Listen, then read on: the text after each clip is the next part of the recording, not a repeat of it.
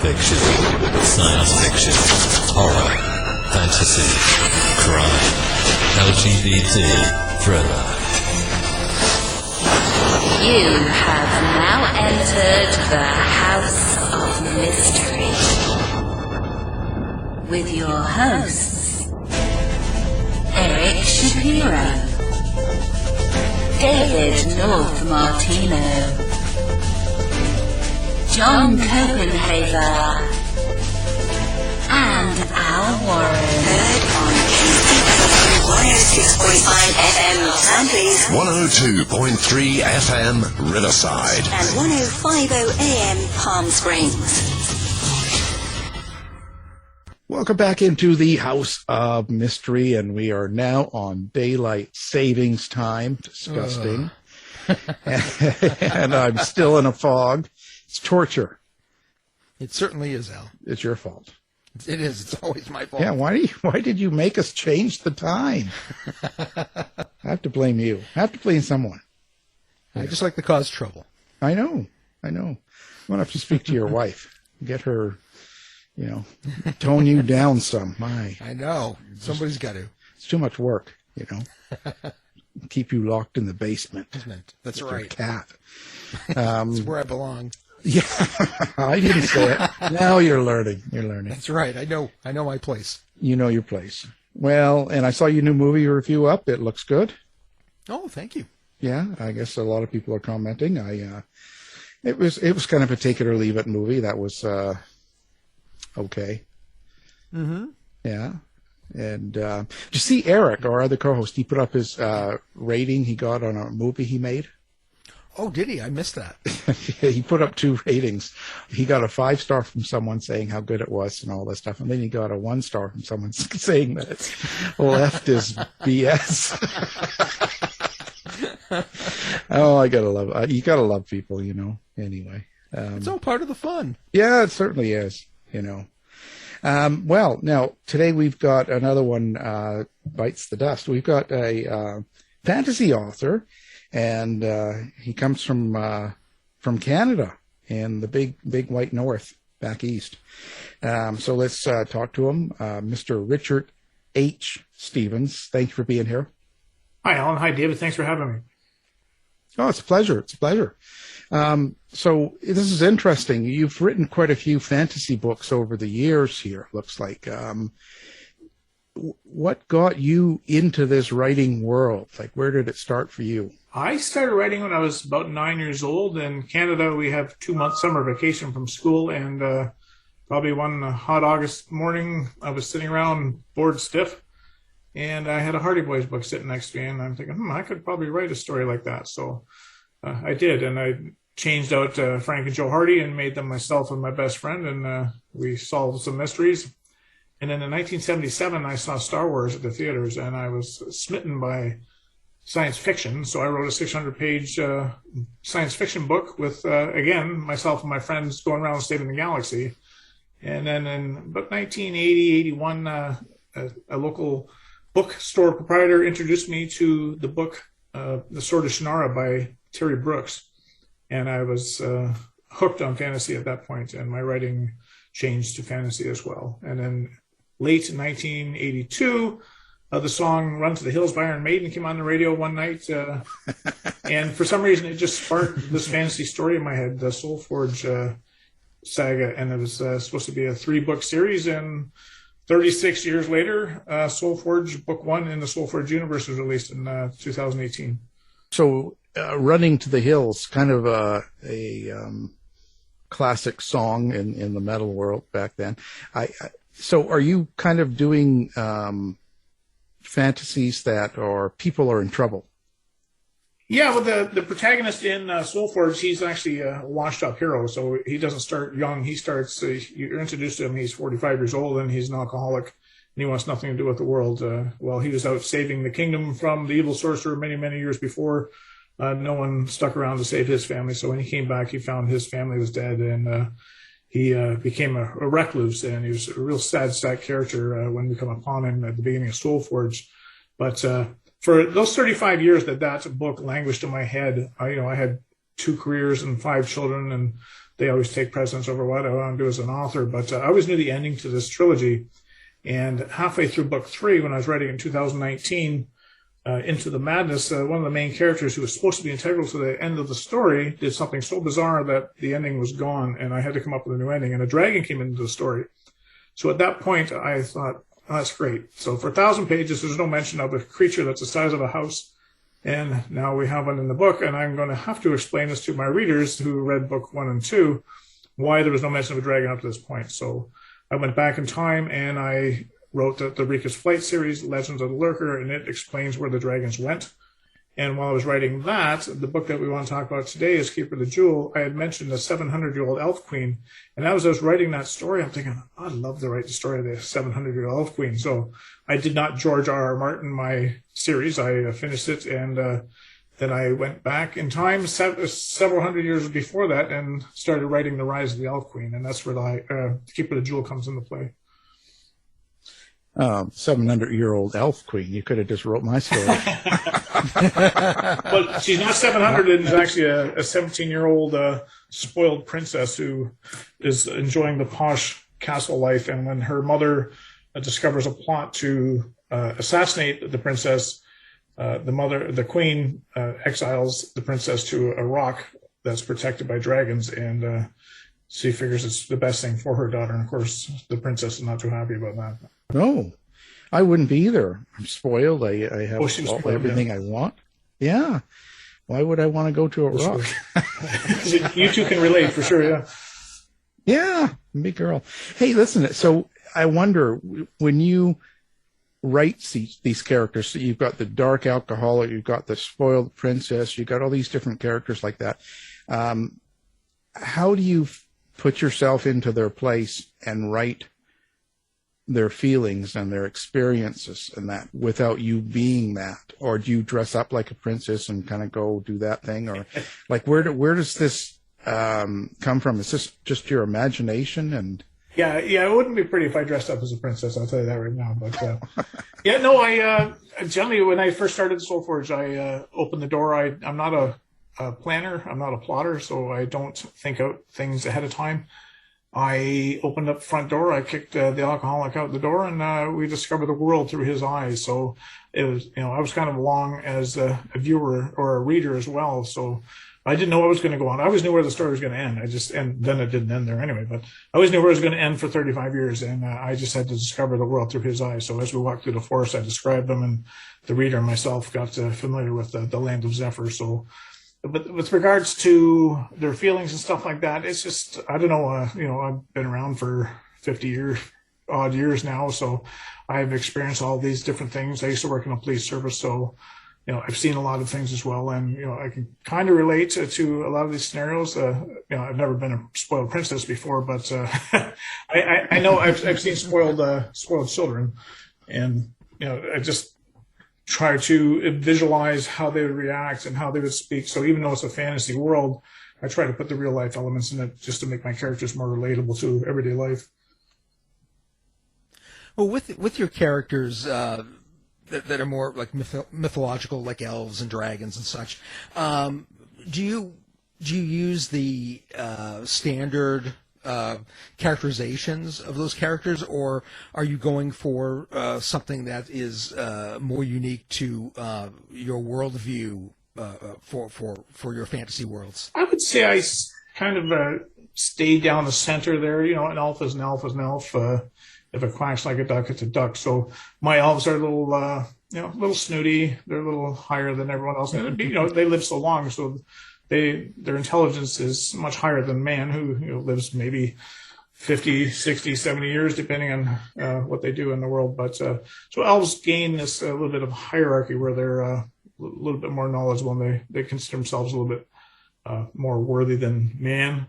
So there is a bit of a rivalry there. And so, the mankind's always looking at the pointy ears people, and there's a bit of prejudice going on in there. As far as dragons, I don't know if there is a typical dragon. Like we think of who's the James Bond guy? Geez, I can't remember him, the white beard and all that with a great voice. He did the Dragonheart. Oh yeah. I can't think of his name, but James Bond at one point. Sean Connery. When Sean Connery. Sean Connery. Yes. It's great getting old because you forget all these things. But so when Sean Connery did that, he plays a very intelligent dragon who's kind of looks down upon mankind as well. And I think dragons are always portrayed that way if they're given some kind of sentience. So I'd say my characters basically stick to the norms. Your characters, when you say I always talk to fiction writers like yourself and fantasy writers. Your characters, how do you feel about them, and what kind of relationship do you have with them? And I ask that because I hear so many fiction writers saying stuff like their family or their children or their, some sort of description of a close member to them and that. So how is it for you? Yeah, it's interesting you say that. I don't consciously view them that way. They're just something I write down on a piece of paper, but you do grow an affinity to them, that's for sure.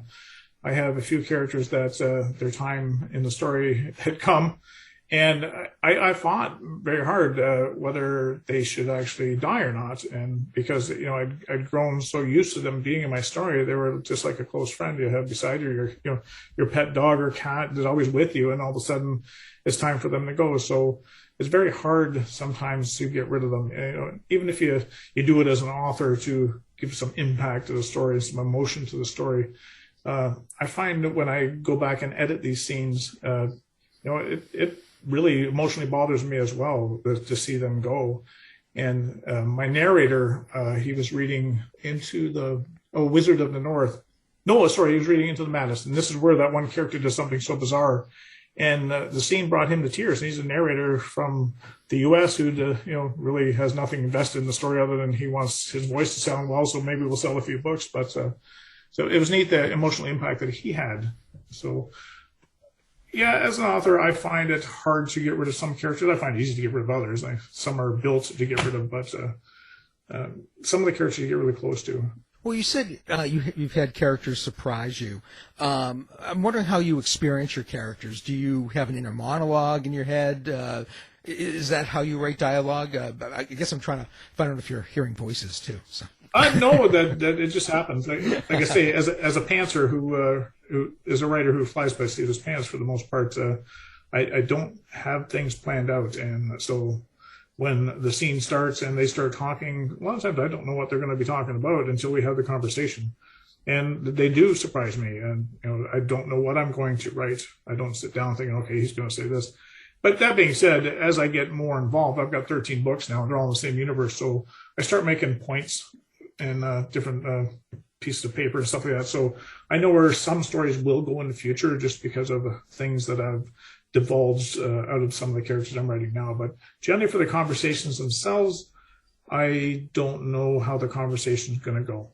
And you said you worked for the police service for a while, so I would imagine there was a lot of structure in your job. So it's kind of funny that you don't like to do outlines, or you're not really an outliner or a planner too much. It's natural to go the other way. So how do you know how many books you're going to do in a series and stuff like? Or I guess you don't, right? It's just totally as it comes. Yeah, I don't know why, but I generally write in trilogies. This last series with Keeper of the Jewel. Keeper of the Jewel was never supposed to be written. I include interior pictures of my books, and so I try to find them cheap from designers. And I saw a cover designer who had the Keeper of the Jewel cover on there, and I inboxed her and said, hey, I'd like to use that for an interior picture. And she said, absolutely not. And I said, okay. She said that it's too good to be an interior picture. I'm selling it as a cover. So, and I thought that was kind of neat because she's making money, the same kind of money, regardless what I do with that picture. But she stuck to her guns, and I thought about it for about a week, and all of a sudden I had a 600-page book jump into my head, and I figured I was just going to start the Highcliff Guardians a little bit earlier and start the story with the princess being 17 instead of where I was going to start her at the time. And that's how that went. How much of you are you putting into the book, into these characters? I mean, how much of your own, let's say, personality or feelings or thoughts in that way go into these characters? I think probably a lot. I don't think I consciously do it, but I think as an author, you don't have a choice. Like, you're writing from your own experience. You can't write from Alan's experience or David's experience. I can't anyway, because I have an experience that you guys have. So I think as authors, whether we consciously or subconsciously do it, our characters and our stories even are basically an extension of ourselves. So,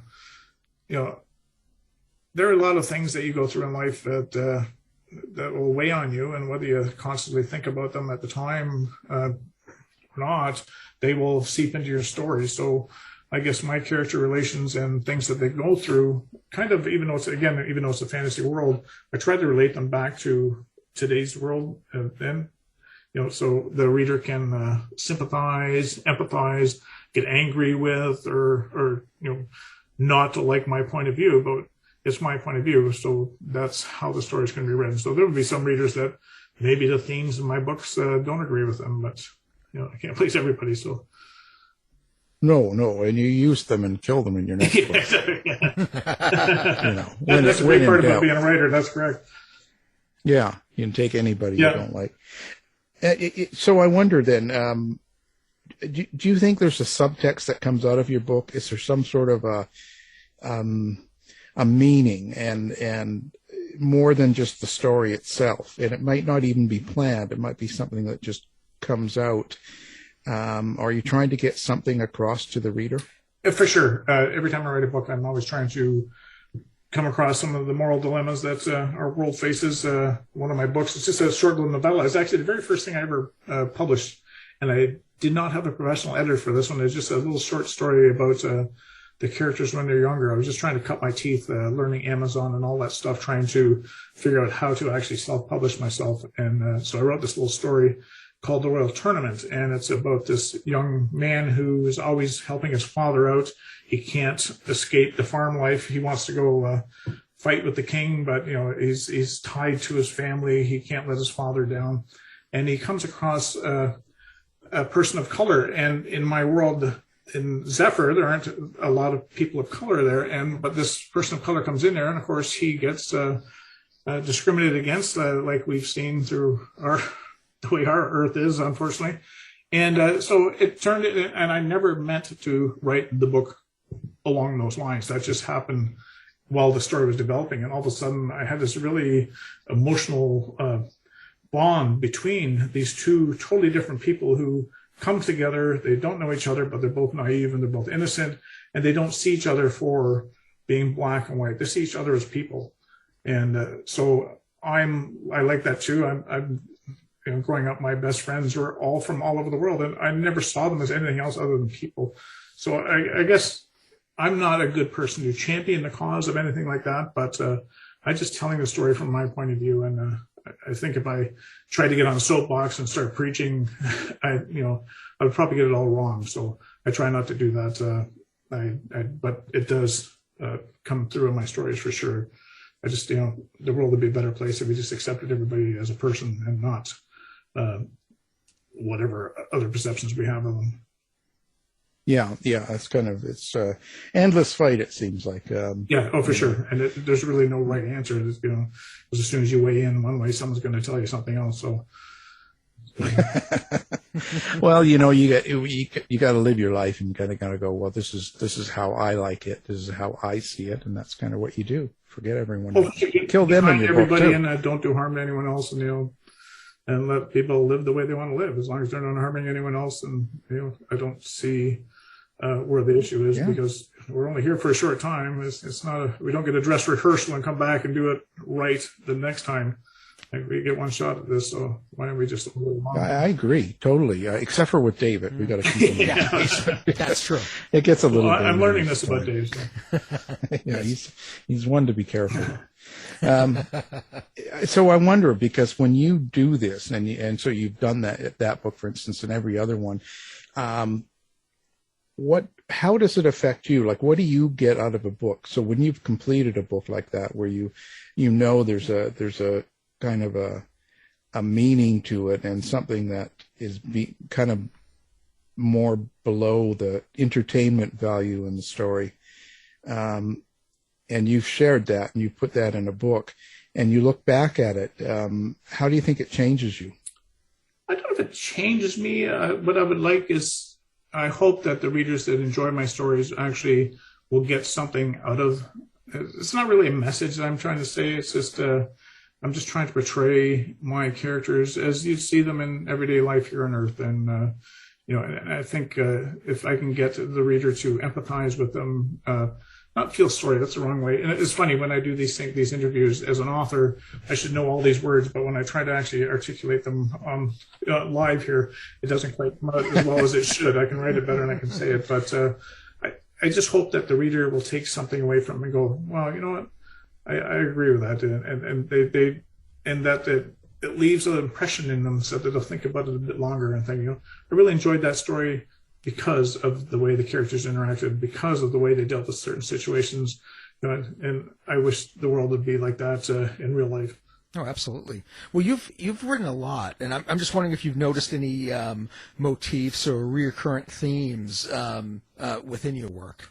Other than Monty Python eggs that I try to put out through them, my son is one of my beta readers, and I like to throw them in there just for him to find.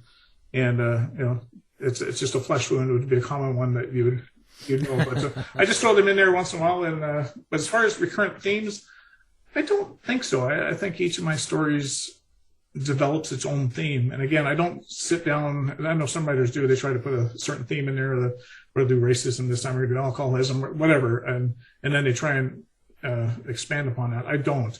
I think these things happen in everyday life all the time, so sometimes a great mixture of these things will come into my stories. Sometimes a lot, sometimes a little. It all depends on what's happening with the adventure and the quest that my characters and creatures are on. So I never consciously try to put them in there, but they do seep in there because I try to make the characters realistic, like that we can all relate to. So they're going to have their foibles as well. They're going to do some great things, and they're going to do some things that they're not quite proud of. So, when you talk about things seeping in, like a lot of your life and relationship experiences through your life. So when you're writing, do things in the outside world affect you? Like, the last couple of years has been crazy, all the weird stuff, and the politics and the COVID and the truckers and everything going on. It creates a certain atmosphere, no matter what side you'd be on. There's a certain atmosphere, and there's this real kind of an ugliness sort of, and a real tension and upset going on. Does that stressor factor into your book? Again, I don't think I consciously have it come into my books, but as a regular person, I don't think I can avoid that happening. So it's funny you say that. I had a research trip planned to the British Isles on May 4th, 2020, and I was supposed to research superstition and witchcraft of the 15th and 16th century. And of course, that got canceled because of COVID. And so the series that I was going to write changed. So I queried my fans as to which minor character from my books that they've read would like to hear a story about. And COVID had started to settle in, and we didn't know where we were going. And it seemed like most of them wanted to hear about this young, cheeky archer named Sadira, who I mentioned in halfway through Into the Wizard of the North that she has a dark history, but I never tell them what it is. And they wanted to know what her dark history was. Oh, okay, I'll write that story. And I could see that the things that we were going through with COVID and the uncertainty of whether we'd ever come out of it again, how serious was it? It all started coming into the story as far as the theme. Sadira's story is a very dark one at the beginning. And I tried to shine a bit of light in there as well. So like there was a light at the end of the tunnel type of thing. So Sadira's going through this very dark time, which COVID really was for many people. But, I tried to put that little light at the end of the tunnel so that not everything was all doom and gloom, that, if we persevered and fought through it, that, perhaps maybe we might be able to get to that light again. So it certainly did prevail in the series I wrote during 2020 for sure.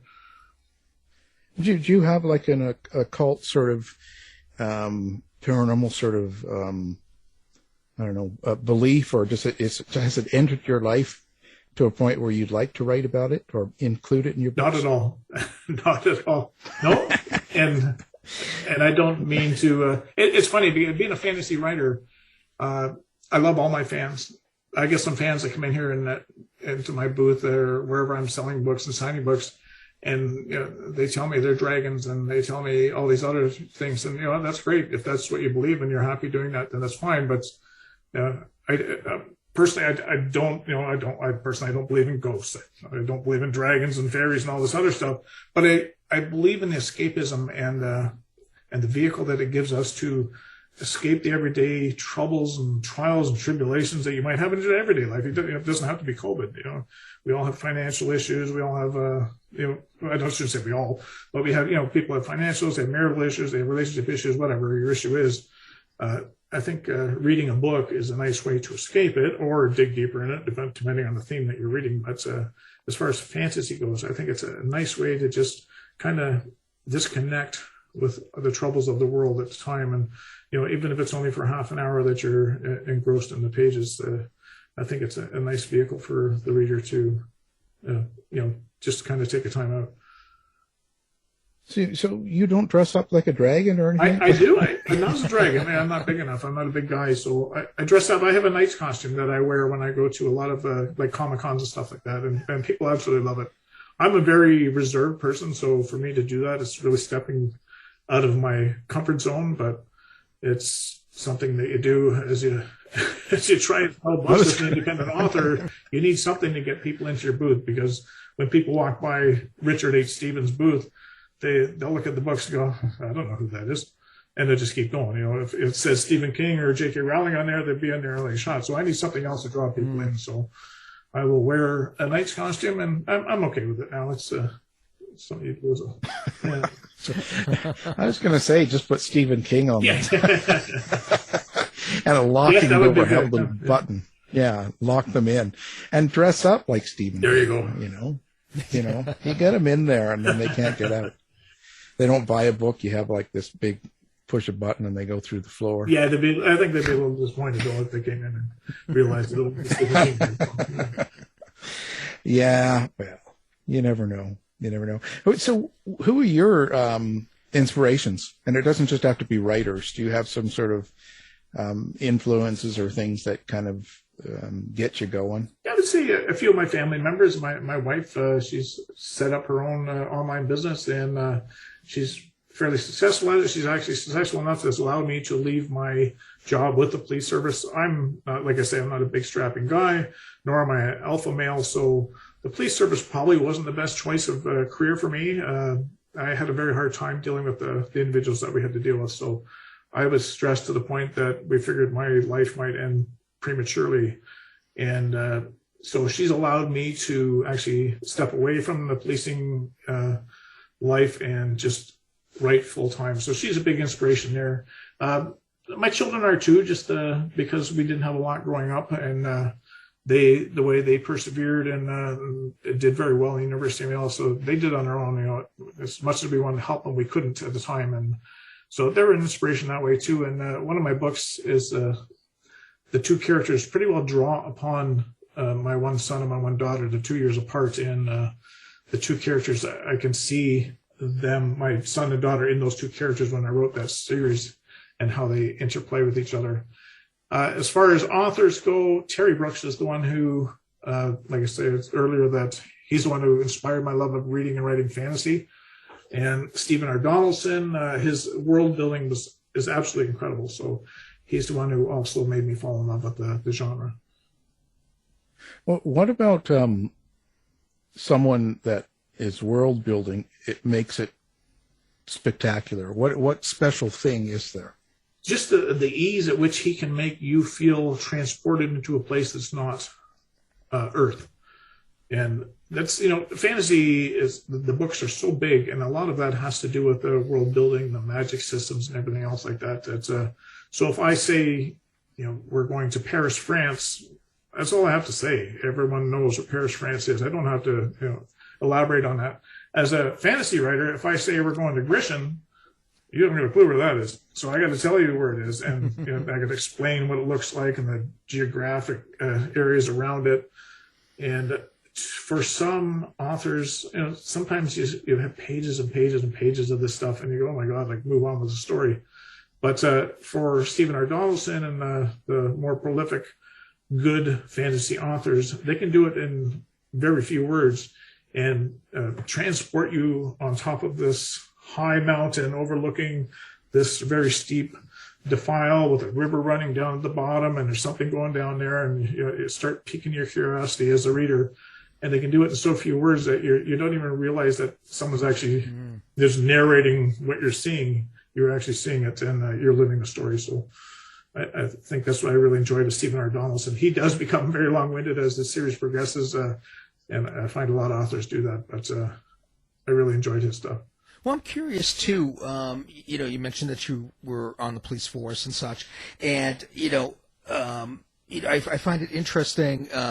Is it your love of fantasy itself that made you go toward being a fantasy writer? Since you have police experience that could be put in a thriller book, or is it just that you don't like you didn't like your experiences on the police force? No, that's exactly right. At the end there, a lot of people ask me, and looking back, I wish I had written down a lot of things that I've seen. And it's truth is a lot stranger than fiction. I can guarantee you that. And unless you've walked a mile in those shoes, you would not believe what the depravity of some people are capable of. It's just mind blowing. And then when you realize that how many people are actually capable of that, like I would never bring most of these experiences home to my family. I would never tell them what I saw, or it was just like it was unbelievable. And so I write fantasy, I think maybe as an escape, but I wrote fantasy long before I joined the police service. But even when I was in the police service, I couldn't write because I was too stressed at that point. But the only time I could write was we had an hour unpaid lunch, and I would just jump into the lunchroom and throw my headphones on and eat and escape into my books. And so that's the only writing I did for 12 years was during my hour lunches. But yeah, so it's neat. I should have probably wrote down some of the things I saw, but would I want to write about them? I don't think you'd believe me. You would think that I'm so far-fetched when I was writing that there's no way any of this stuff could happen. So, yeah. I'm sure.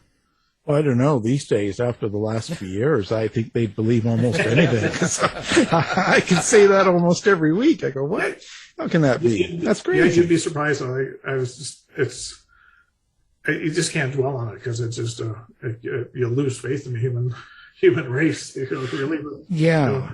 Yeah, I see that because I think that's kind of another issue with the internet, and that people are seeing others much easier. We're seeing a lot more of the weird and the wingnuts doing stuff. Yeah, and you're kind of like, I can't believe it, right? And you don't realize, and I think it's always been there. It's just we've got a lot bigger access to it right now. Yeah, and you know what, and it's unfortunate, but I think a lot of it is as much as I enjoy wine and rum and Coke, a lot of it's drug and alcohol. I would say pretty well 99% of it or more is driven by one or the other.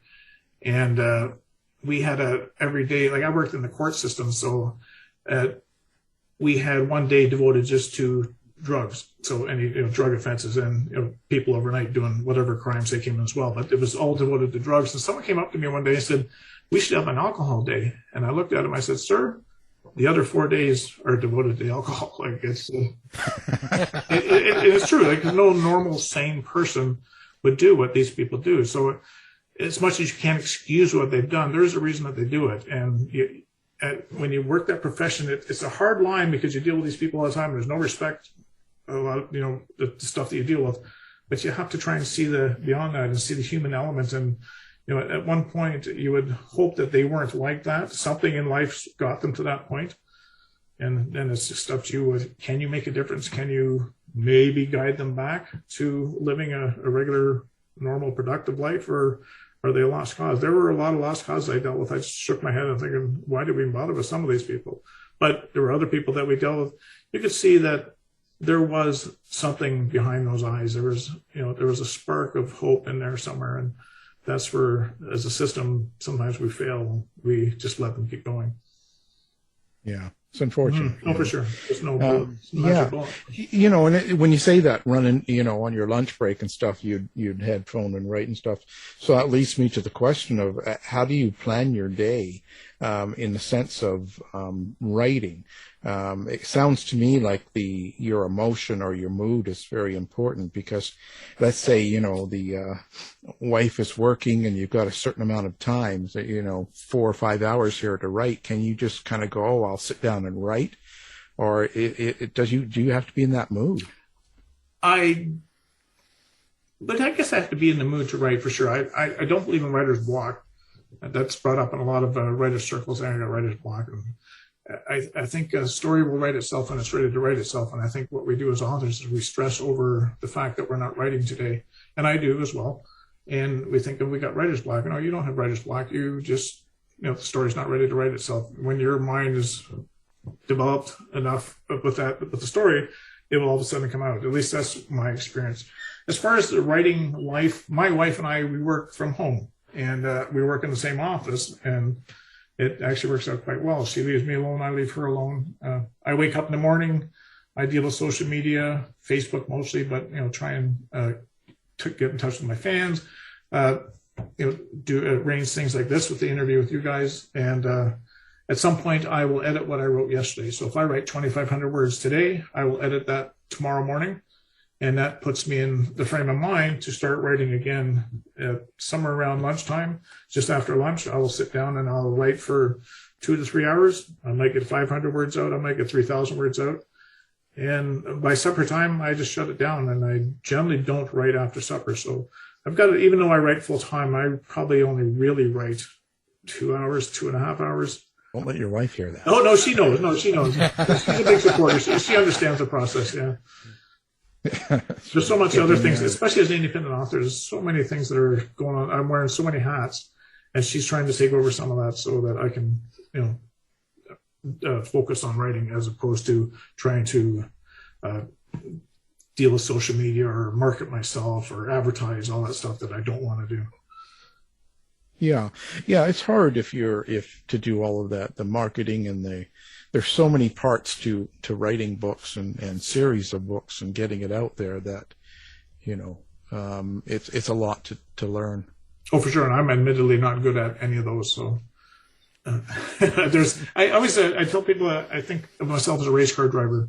So I write the book, but without my team behind me, my pit crew, my book goes nowhere. So, you know, even though I'm the AJ Foyt, so I get all the glamour and the glory because I'm the author, my car would never cross that finish line if I didn't have my pit crew behind me. So I always try to give credit to them whenever I can, because they're the ones that actually make my car go. Well, you know, you mentioned, you know, only writing for like 2 or 3 hours. And, you know, I've noticed myself that when it comes to fiction, not so much nonfiction, but fiction, you know, you're so kind of locked into that world, so focused that, and I don't know if you feel the same way, but I feel that, you know, to me it feels like 2 to 3 hours is almost like, you know, writing for 6 or 7 hours.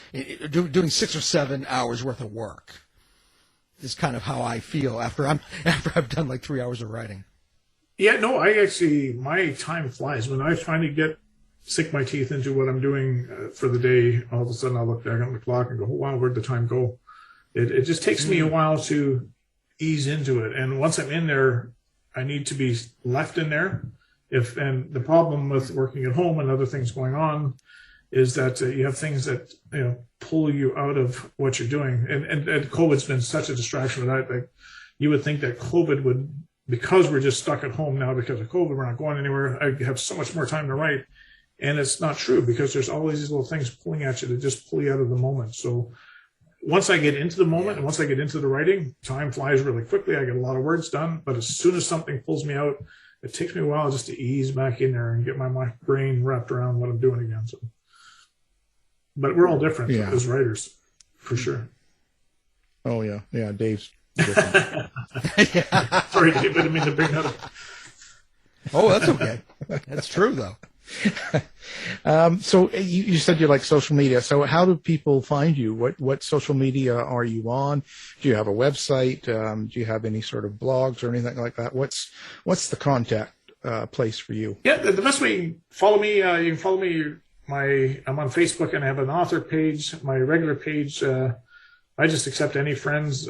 I shouldn't say revise one there, but just look for Richard A. Stevens. I think it's Richard Hugh Stevens 39. I don't know where the 39 came from, but and Hugh is Stevens is Stephenes. Hugh is Hugh, but Richard Hugh Stevens 39, and you'll see a green dragon icon. I do most of my social media through my regular Facebook page. I do some of my more official stuff through my Facebook author page, and that's Richard Hugh Stevens again.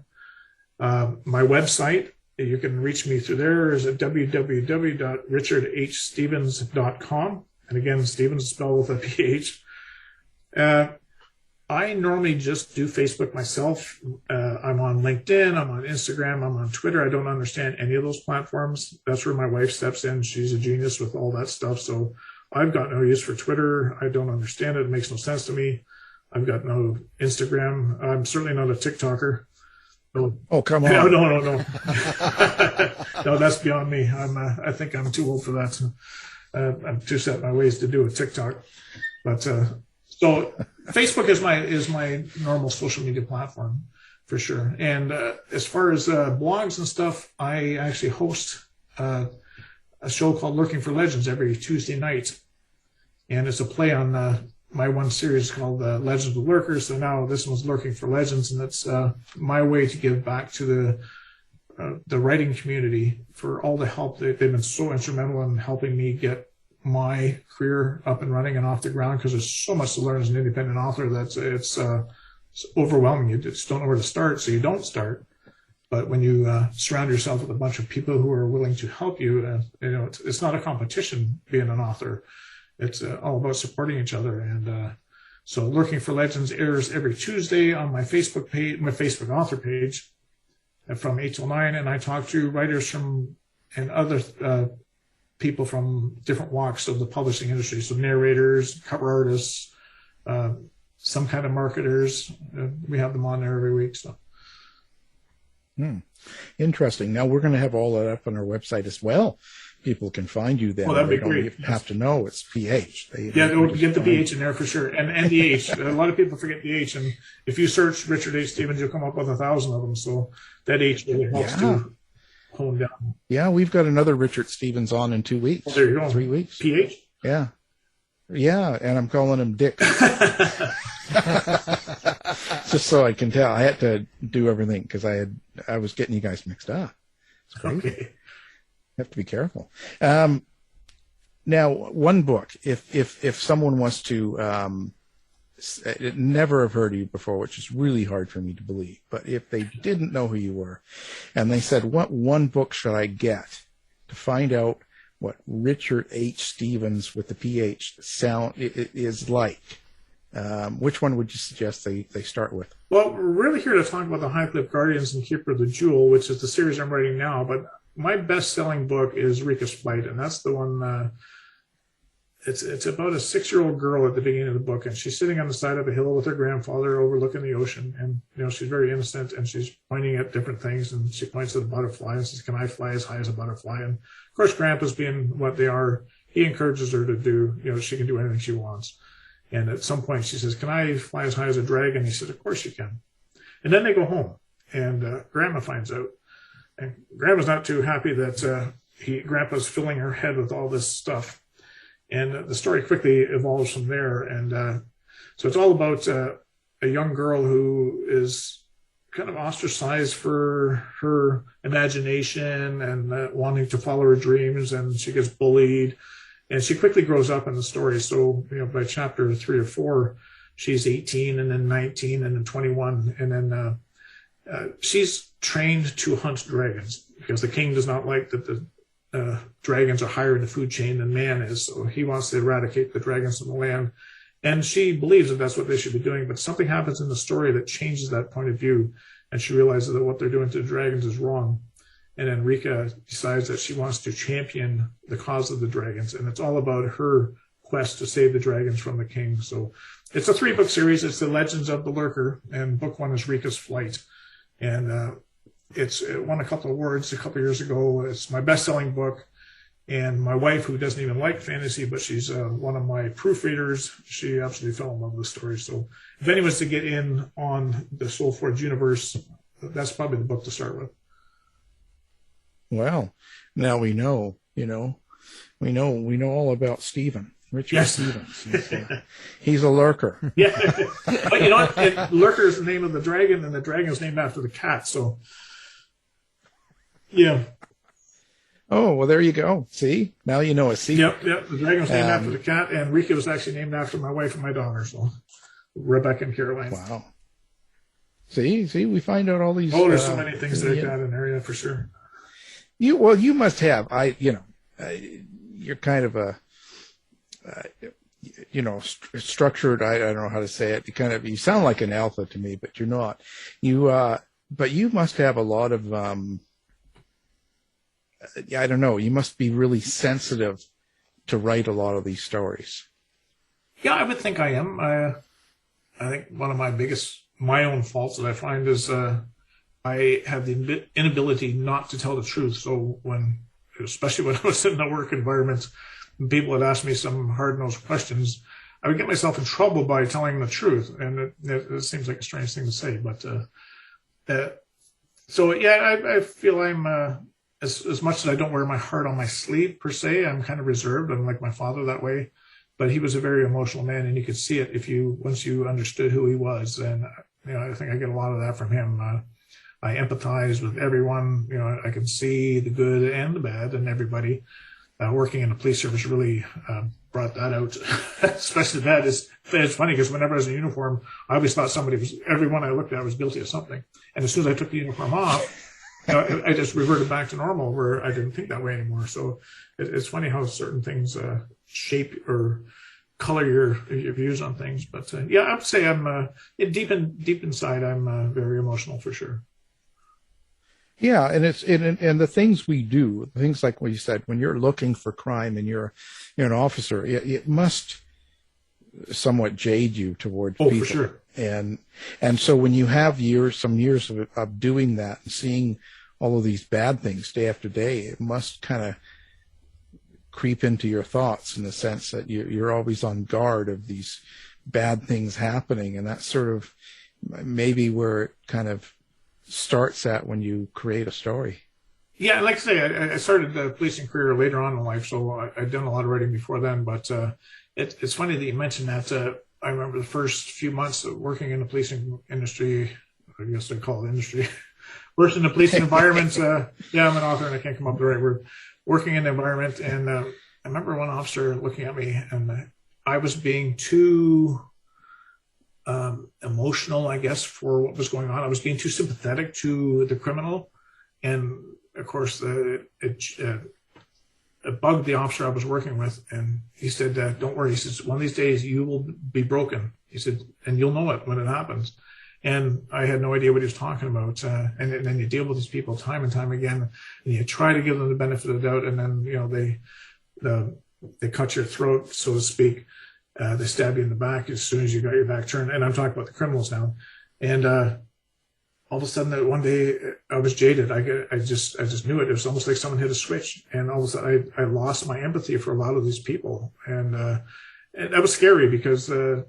Like I said earlier, that I don't think any of us actually are born mean or evil. Things in the environment have beaten us down or changed us or done something negative towards these people to get them to be where they are. A bad choice. There's so many people I saw in the policing industry that grade A student and everything else went to a party one night and got hooked on something just because, they had a couple of drinks or something and someone pushed something on them. And next thing you know, they're stealing from the family, and then they're stealing from society. Then they're on the streets, and you've got this beautiful girl who was 16 years old, had her whole life ahead of her. Now she's working the streets in Toronto, and she'll probably die before she's 30. And to see that, because we do lineups and we do photos and fingerprints and everything else of these people, and just normal people, when a kid looks like a kid, 10 years later, they look like they're 80 years old because of what drugs have done to their skin and everything, their teeth, and it's just. But as an officer, all of a sudden you just get jaded to these people, and because they're going to try and stab you in the back, and it's unfortunate because they all aren't like that. But you, as an officer, you have to see them all like that because I don't want to get into the political part of the whole thing about the shootings and stuff like that, but an officer's got to make a decision so fast that he can't stand back there and let you shoot him first. So at some point he's got to make the split-second decision, and we can all in social media and in society judge him after the fact. But really, how would you honestly react in some of these situations? You couldn't even say because you don't do it. But yeah, no, it's I'm not defending some of the officers that have done some things that they shouldn't have. By all means, I'm not doing that. I'm not saying that everyone is good, but it's just so volatile, and you deal with these people every day, and you think, oh, that officer, why is he so cranky? He just gave me a ticket, and he's been mean to me. But you probably didn't deserve the attitude the officer gave you, but the stuff that he went through coming up to that point in that day, and he's just trying to get through the day, and we all want to go home. I don't go to work hoping that someone's going to punch me in the face, but that's what these people face every day. And does that justify them being kind of short with you when they're giving you a traffic ticket? Well, probably not, because you're human too, and you've done nothing wrong other than just sped. But I think we all need to take a step back and just appreciate what everyone else goes through in life, and not just an officer, but anyone. We all face our own little things. So. Yeah, and we're all humans, exactly. So we all do things, and that. But so when you become jaded, I guess that's probably when you started going out and being a serial killer. Yeah. Well, let's hope that doesn't happen. I haven't done that yet, so at least I won't admit to it. Oh, come on. Let's get the real scoop here. Oh, no. Well, you're an interesting guy. I can't believe it. And now how do you like reviewers and ratings and the whole internet world now, and everyone having access to you, so to speak, to say what they like or don't like? Do you are you okay with that, or do you not like it, or where do you stand? Yeah, I'm starting to get a thick skin. Maybe the policing industry helped me do that as well, but I got a 1-star review, and it was the very first review on Soulforge. And this was the only review there, and this person had a bone to pick with anyone who wasn't Brandon Sanderson. For some reason, if you weren't Brandon Sanderson, he gave 1-star review, and then he said, go read Brandon Sanderson. So, but that crushed me, because this is the very first book the third book I published, but it was the very real book, first book. This is the one that I had in my head for 35 years, and I got that review, and I was just devastated. I'm thinking that if Alan or David go on Amazon, they don't know who I am, but they all have an interesting cover, and they click on it to see 1-star review.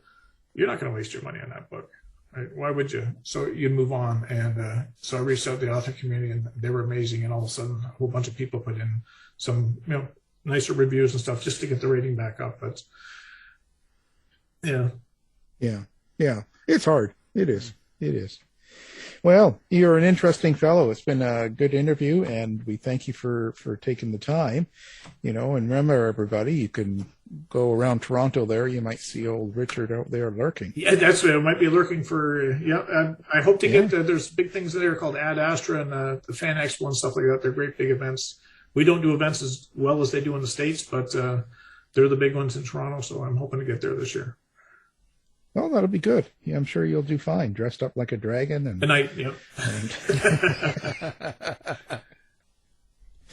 Well, Richard, it's been a pleasure. And so now the book, of course, we're focusing on, that we didn't focus on a lot, but is Keeper of the Jewel, and it's book 1. And our guest has been the author, Richard H. Stevens. Thank you for being here. No, thank you for having me on. It's a pleasure talking to you both. Thanks, Richard. Tired of wasting time trying to decide what to watch on your streaming service? Go to our website and look for the Martino movie reviews. To find out more about our show, guests, or to listen to past shows from our archive, please go to www.houseofmysteryradio.com. Show's over for now. Was it as good for you as it was for me? Well, good night. This has been a production of Something Weird Media. I'll be back.